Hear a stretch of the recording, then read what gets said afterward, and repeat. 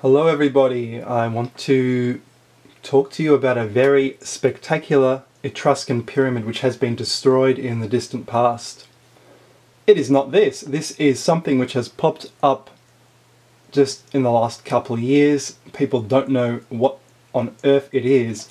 It seems to be, well, you can see what it is. No one knows what it is. People are calling it a pyramid. I want to talk about something quite different.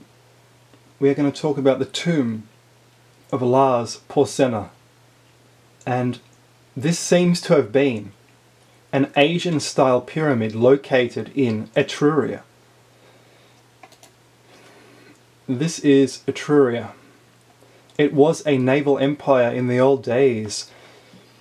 They controlled the Western Mediterranean while Phoenicia controlled the Eastern Mediterranean, a little known fact. They were the intermediaries between the Atlantic and Egypt. And of course down here were the Latins, Rome, and Rome was oppressed by the Etrurians for hundreds of years. Etruria later lost her naval empire, Carthage took control, and Etruria began to take over lands nearby. They oppressed the Latins. The whole of Italy was a land of refugees from different places. In fact, the Romans actually came from the west, some of them, from the east, sorry, and they landed here. On this side of Italy, apparently because the Greeks were all on the other side of Italy.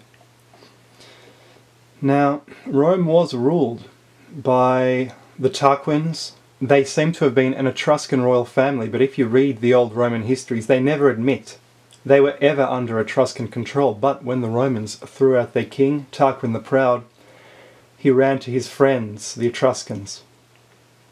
And of course the Etruscans were at war with Rome, trying to defend its so-called freedoms. They were probably a tributary, but they never admit this in their histories. And you can read about their histories if you read the works of Livy.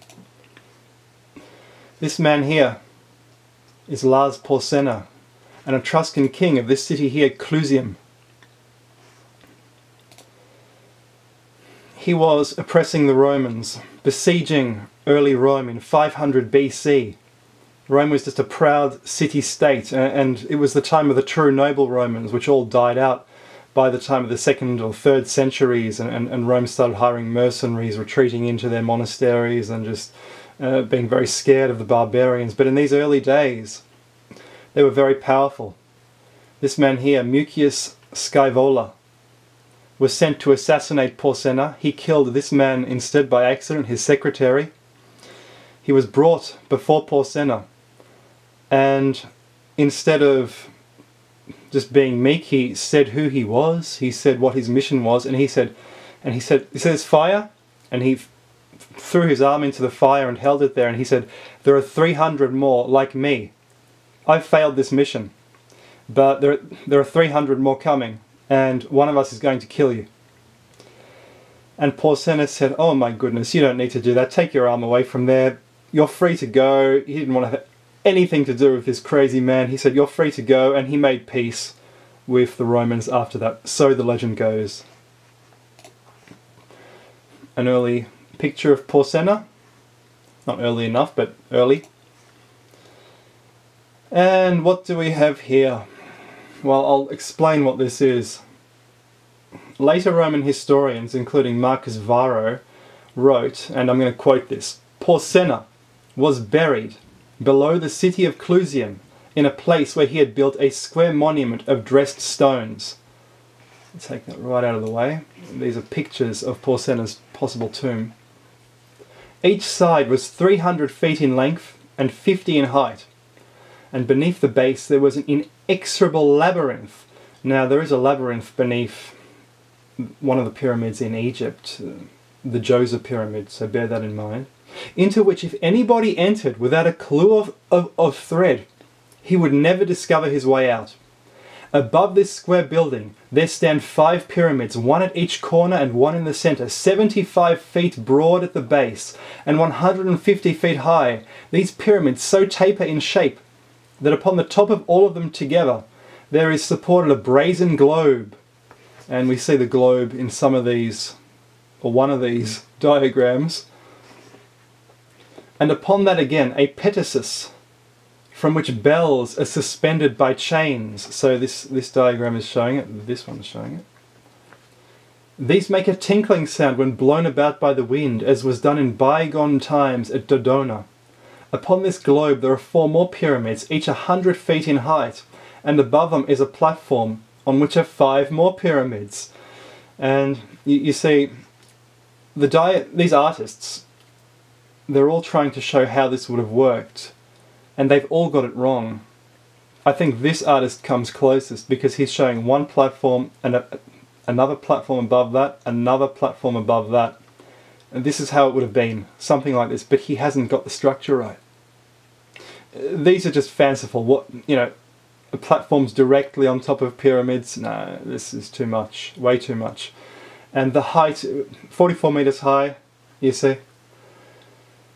It's crazy, but altogether it would have been 200 meters high apparently. Now, Clusium was destroyed in 89 BC by Cornelius Sulla, and no trace of this pyramid has been found. And I'm quoting from Wikipedia here: historians have generally regarded Varro's account as a gross exaggeration at best and downright fabrication at worst. Well, that's just because they don't know where to look.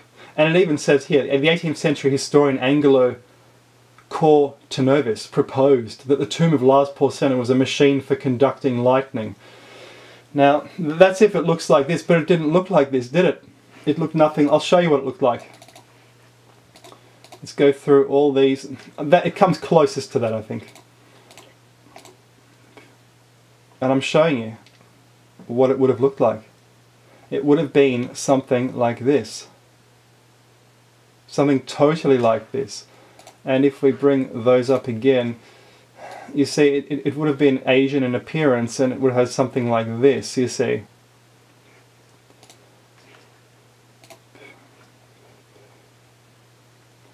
Now this is the top of Borobudur in Indonesia. It's probably Asia's best pyramid, and it really is a true pyramid.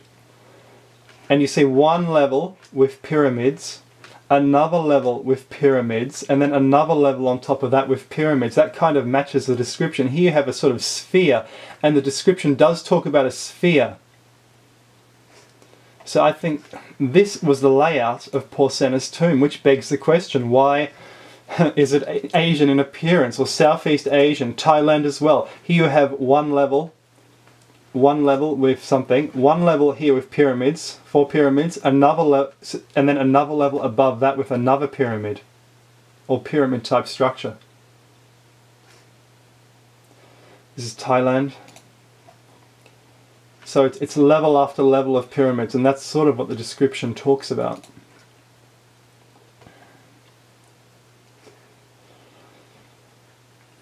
And of course it talks about bells. Now, tinkling bells, yes, these do look like bells in this Asian pyramid. I don't think they tinkle.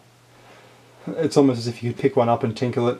They're actually pyramids because each one houses a Buddha, which is what stupas are for. All pyramids are really stupas, more or less. They all follow the same shape. This is a temple in Indonesia. The Plausin Temple. Indonesia has amazing things, underrated. And you see one level after another with pyramids. So, was something like this in Etruria? This is another one in Indonesia. This is at Prambanan. And it's got as if one level here with pyramids, another level, etc. Pyramids supporting a sphere, supporting a pyramid on top. Supporting a platform with a pyramid on top, and that is sort of what the description of Lars Porsena's tomb talks about this. I think this is the closest we have in existence, or that I've been able to find in the last few hours of looking, to Porsena's tomb. And of course this is in Indonesia. What is an Indonesian style tomb or pyramid doing all the way in Etruria? Bear in mind they were a naval empire in the old days. Perhaps for thousands of years, but all their history has been lost. The Romans always destroyed everything. And of course here is something similar as well. This is a stupa in Japan. A bit Stonehenge-like around here, if you look at this area here, this round area. This would relate to the Stonehenge trilithons. At the centre, Buddha, the god of the stupa. And of course a sphere holding up a platform, holding up something else. It's very close to the description. What was in Etruria, what has been destroyed, 200 meters tall, a huge pyramid, was a kind of Asian stupa. It was not one of those fanciful diagrams. Another one, this is Wat Chedi Liam in Thailand, and this is quite close as well. One platform after another with 4 pyramids on each level. Supporting another platform with 4 pyramids, supporting another platform with 4 pyramids, supporting an ultimate pyramid. You see, this relates to the description, not those diagrams, which are quite fanciful. Thanks very much.